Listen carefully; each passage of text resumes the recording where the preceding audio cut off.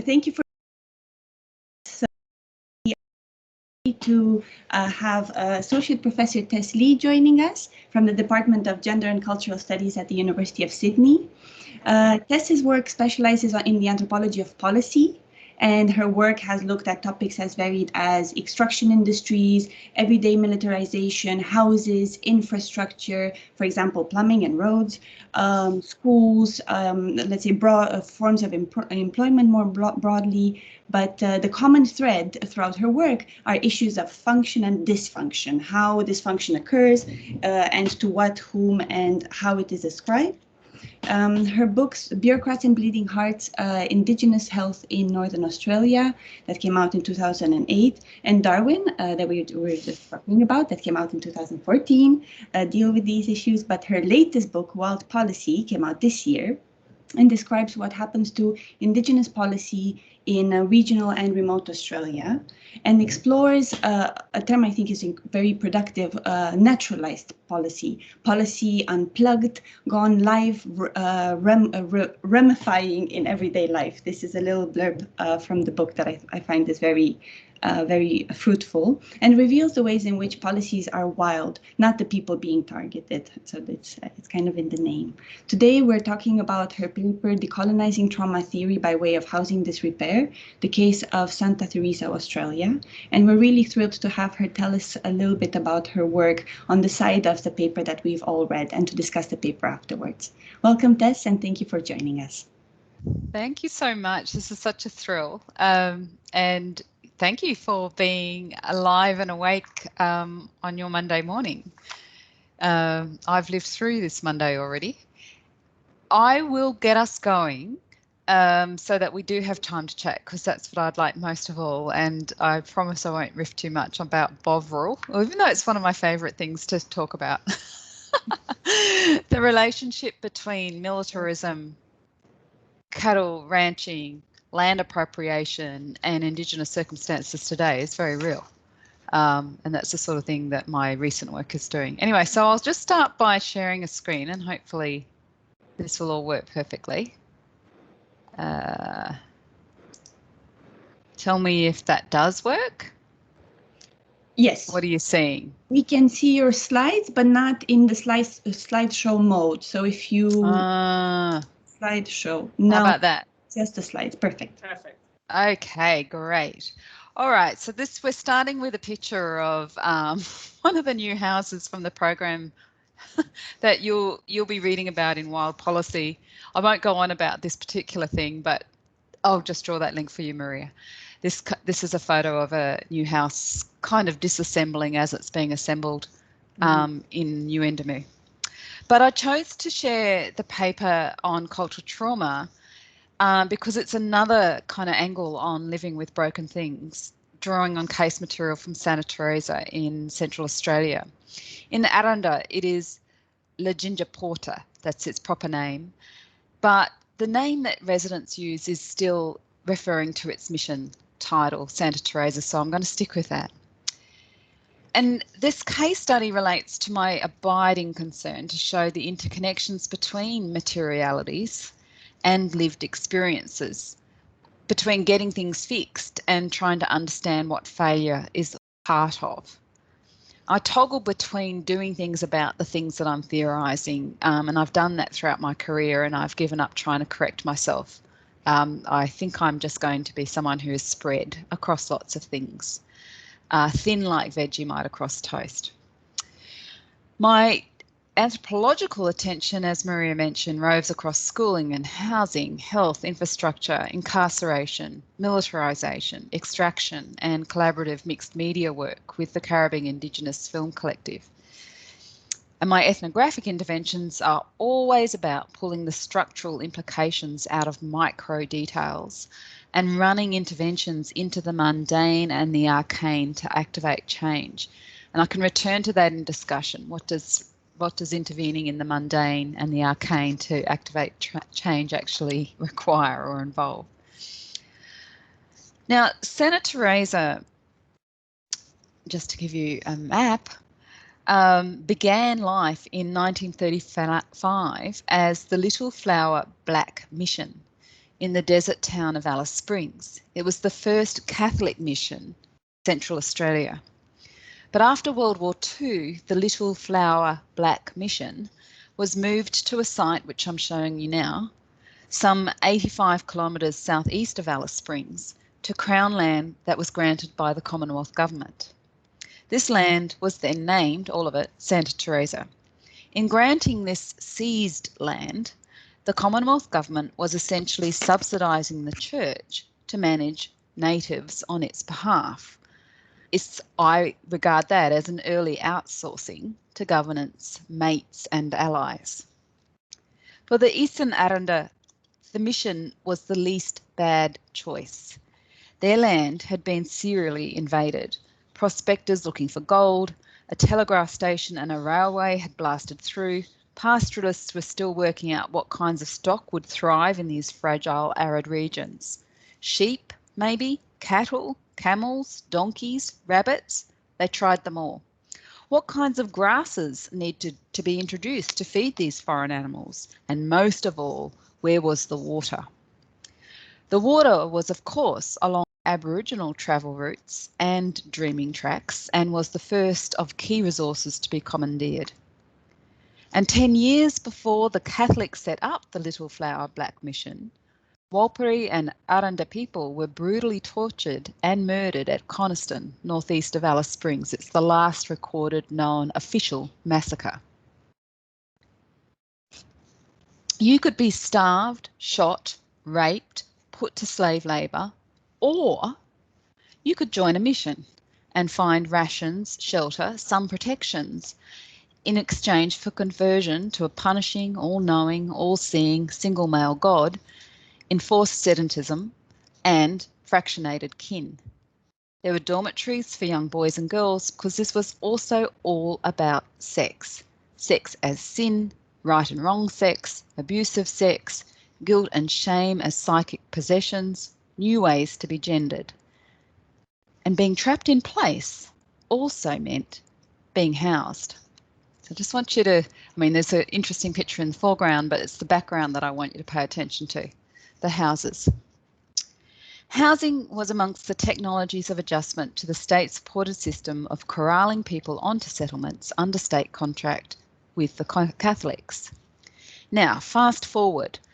The mission's administration passed to an Aboriginal land trust in 1977, 1 year after the nation's first Aboriginal Land Rights Act was passed. So a repossession legislation, so that Aboriginal people who'd been dispossessed of their land could recontest and claim back some parts of their land. So Aboriginal land that had been seized as Crown land, which had begat church land, became a new thing again, freehold collective title. Note that this is not a return to some pre-colonial tenure, but a mediated version in what I think of as a policy Gaia.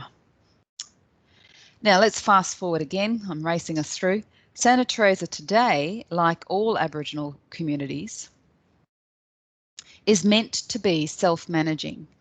It's no longer under the control of station owners or church or government officials or how they live. Government interference continues to do all of those things in contractual, incorporative, legislative and administrative forms. I think these things have replaced bullets. Today, there are approximately 500 people living at Santa Teresa. The majority are Indigenous. The Australian Bureau of Statistics reveals that twice the number of people share a single bedroom than in non-Indigenous houses. In summer, it can be fiercely hot, and in the winter, bitterly cold.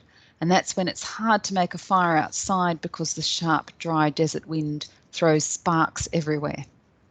Access in and out, which I've shown you here, is by a dirt road that is unsealed and rocky in parts and gets treacherous after rain. Four-wheel drives are essential and hard to come by on a welfare income. There are numerous feral horses and cattle in the region that can cause crashes at dark and night. With climate change, there are more heat waves and it doesn't rain at the beginning of summer anymore.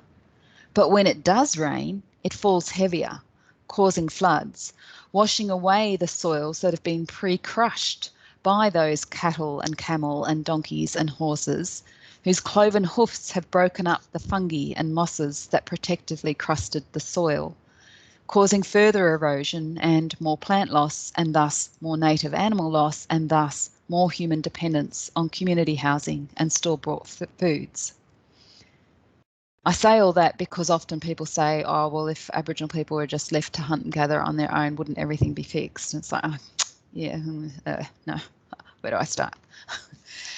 Then the roads form impassable gullies, which can make getting about even harder. What else to tell you? Health. People suffer sequels of sedentarised life worlds that settlers encouraged using their guns and then using lethal and addictive substances to remove Aboriginal people from watered lands. End-stage renal failure is at the point where a full dialysis service is available at the local Santa Teresa clinic in a town of 500 people. So whatever way one looks at it, houses matter. Some more backstory to that article. Back in 2007, the federal government decided that conditions were so bad amongst Aboriginal groups, amongst the whole of the Northern Territory, a state of emergency had to be declared. This emergency has an official legislated name, but most people know it colloquially as the intervention, capital T, capital I.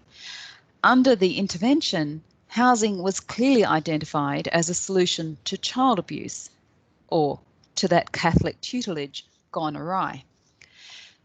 Too many people sharing one house, the logic meant that children were exposed to adult sexual practices, were made witness to adult pornography in magazines or on video and television, or were vulnerable to the predations and assaults of intoxicated and drugged co-residents, lacking even the ability to lock a door or close a shower screen. So in amongst other changes, some welcome, some not, the government set money aside for new housing and for updating older and existing housing. I just launched a book on all of this called Wild Policy, and suffice to say, the program was a debate. But that aside, it's key to know that desperately needed new and refurbished housing came with a very heavy price tag. Because for a community to get housing, it had to dismantle any Indigenous community housing organisations that may have been managing tenancies before and let the government be the landlord. In retrospect, the federal government had and has a cunning plan. It was forecasting that all these expensive infrastructural legacies sitting in Aboriginal communities from its different stop-start programs in the past were going to cost a lot of money to continue with. This legacy stock is expensive to maintain. And they wanted to get out of the business of having to fund either the backlog of new housing demand, because this is the fastest growing population in Australia, or of having to tend the degrading existing stock. In an ongoing neoliberal spirit, the federal government now seeks to part fund NGOs or quasi-private operators to deliver housing services, or wants to say to the state and territory governments, look, this is your business to manage within your own budgets. The past funding, of course, also hastens the emptying of remote areas to make it easier for extraction to continue unabated. Because this land, which is past being useful for pastoralism, but is newly useful for mining, a different form of extraction. So we can consider it this way. These are the steps. First one, carrot. Offer much needed money for new housing and other infrastructure. 2, then say you can only have this money if the land that after land rights battles are legally owned back to us, plus you must stop community controlled housing and rent collection systems and let the Northern Territory government do all that instead. And 3, the baton that is hidden and sits behind all of this, we're going to cap the funding for all of the above to make it even harder for people to stay in remote areas and let the carceral system pick up the homeless slack. Incarceration in the Northern Territory is the highest per capita in the world. Okay, so the new Rental Tenancy Act, the RTA, was the price of getting any new houses or any upgrades of old houses. In theory, Indigenous residents were to be treated the same as non-Indigenous tenants. This was called mainstreaming, which was an intervention keyword, along with the term normalising. This enforced new tenancy regime is at the heart of the article that I shared with you, because this normalisation could be flipped. The Rental Tenancy Act also meant the Northern Territory government was obliged to provide housing to remote communities to the same standard as that required of any other landlord. I'm sorry to rush this, but I'll note that unruly policy complexity like this is an ongoing settler colonial technique. Back to Santa Teresa. Years into living with the housing that the Northern Territory government was now renting to them, the folk at Santa Teresa were fed up. They used that same Residential Tenancy Act to complain about this landlord's failure to maintain their housing in good repair. This was totally unexpected and totally unprecedented. Some 70 different suits were filed by the Australian Lawyers for Remote Aboriginal Rights, ALRA. Note, this was not a class action, but 70 separately lodged cases. The mass number was an important intervention in the politics of refusal, or what Audra Simpson calls counter-sovereignty.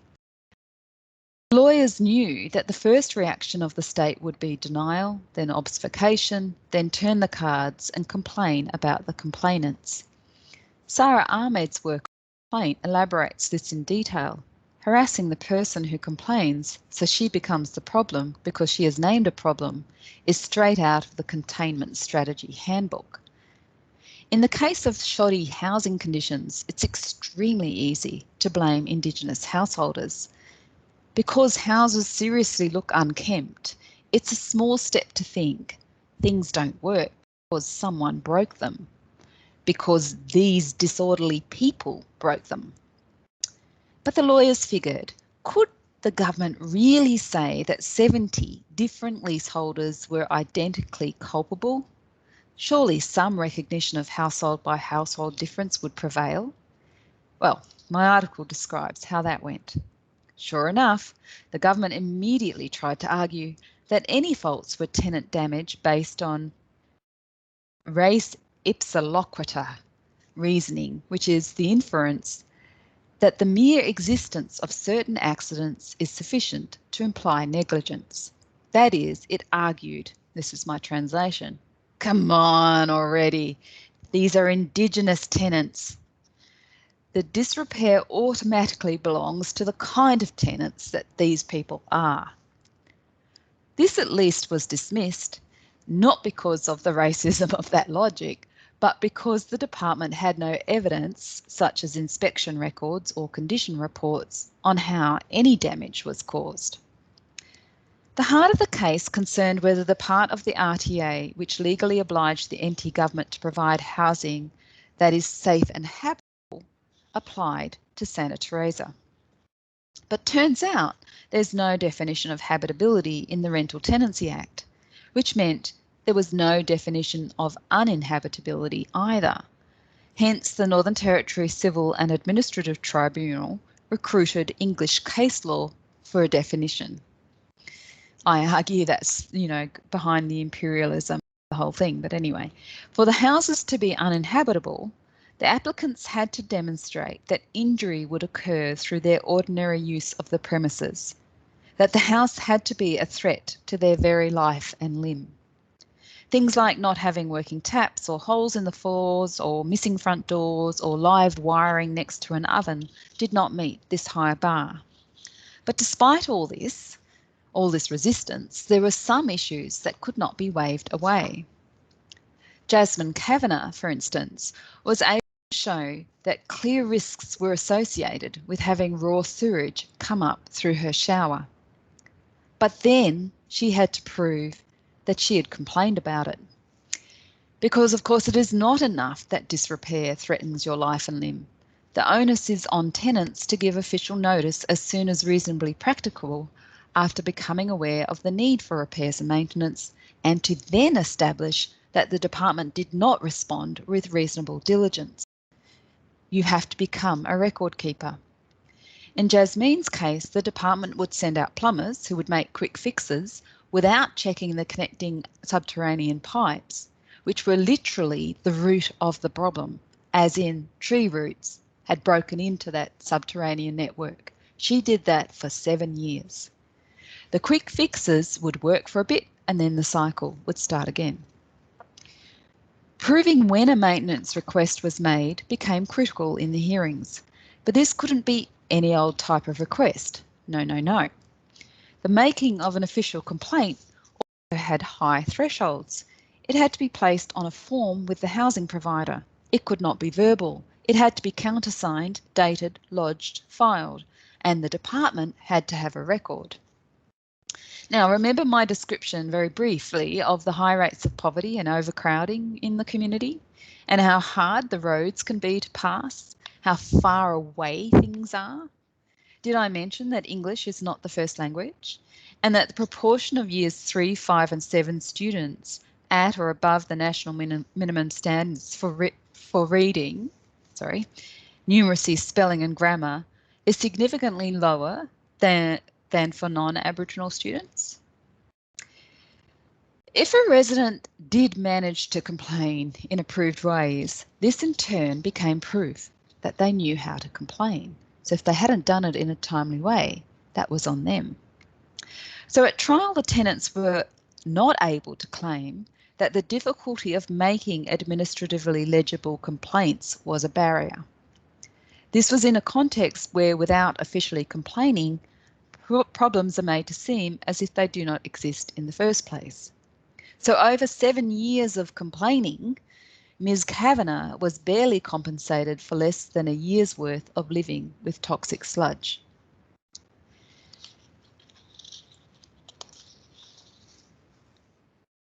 I'll finish with a brief note of switching to what do I do about some of this stuff, which I find so infuriating. I would say that the sanitarizer litigation is also a litmus test of the frustrations of being an Indigenous person whose conditions of possibility are shaped by the marginalisations of global capital and the more ubiquitous entailments of local policy anarchy. How such frustrations are experienced in the everyday is in the realm of what Lauren Berlant has termed slow death. These are the exhaustions of living in houses which corrode for want of routine maintenance, with fittings that fail, ovens which break, toilets which bring effluent back into the living areas, temperatures that soar or sink so as to deplete energy and tolerance. It's the frustration of being denied public housing in the first place because you're in the wrong location, or of being made to suffer because your family, dispossessed anew in the struggles of governed land ownership, is not in line for new or upgraded housing, of the vulnerability of being a tenant when, if in charge of the only place that has running water or hot showers or a working washing machine or a functioning kitchen, what is termed overcrowding takes place because people move to function. And when down at this local level, where policy is embodied in the form of tenancy inspections, the threat of eviction is considered a form of cultural tutelage, and we're telling people, teaching them how to live in our Western houses for the very crime of overcrowding. So in this work that I do separately with Health Habitat, which is a not-for-profit organisation under a thing called the Housing for Health Incubator, we focus on how to get repair and maintenance of health hardware inside Indigenous housing reliably funded. By health hardware, we mean something really fancy. We mean taps and toilets and electrical outlets and safe food storage areas, the things that people need if they're going to care for themselves and for others, so that they can wash themselves and they can get water safely and effluent is disposed of, so on. Health Habitat pioneered the influential Housing for Health survey fix methodology, which has been applied in over 9,000 houses across Australia and piloted overseas. It goes with the ethic of no survey without service, i.e. you don't just find out what the problem is, you do something about it. And fixing those things enables people to do these really outrageous things, washing themselves, washing clothes and bedding, removing waste safely, and so on. Notably, and why I like working for Health Habitat and with Health Habitat, I've been doing so for a very long time. Their work does not assume that people lack knowledge, nor does it assume people need disciplining. This is a program which looks simply at the means, at the affordances to implement knowledge. When you go into the houses and you test the things, you interview the function of things rather than taking a look and seeing whether it's clean and tidy. It's irrelevant to the function of a house. You can see this is accumulated longitudinal data. Pretty much is the prevailing norm to this day. And after the survey fix program, the green bar is telling you the state of how we leave health hardware. It also has proven benefits. I'll just get hyper empirical and positivist on you for a bit because this matters to try and influence policy. Oh no, I didn't put it in. Sorry. I took out my slides. I did have slides, which I've taken out, sorry, which shows that after a long-term longitudinal study over 10 years of communities in New South Wales that had survey fix with communities that hadn't, the New South Wales government was able to show a 40% drop in hospitalisation rates for childhood infections. It's very hard to pin such a dividend to fixing housing because notoriously you have these problems of small data sets and so on. So doing a 10-year statewide study was the best way to do it. And in New South Wales alone, attention to housing for health and health hardware is done consistently.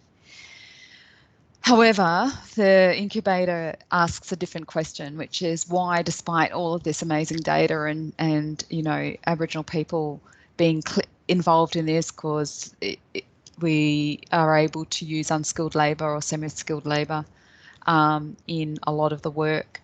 Why? Why isn't it just done? Why isn't it done ordinarily and normally? Why isn't that normalised? Why isn't that mainstreamed? And that's the work. That's the inquiries, and that's the critical theory work that I do in the incubator alongside this doing stuff. And I'll leave it there because that is the best way that I can describe the toggle between thinking critically about things and then also trying to do things about that. I think explains my work overall.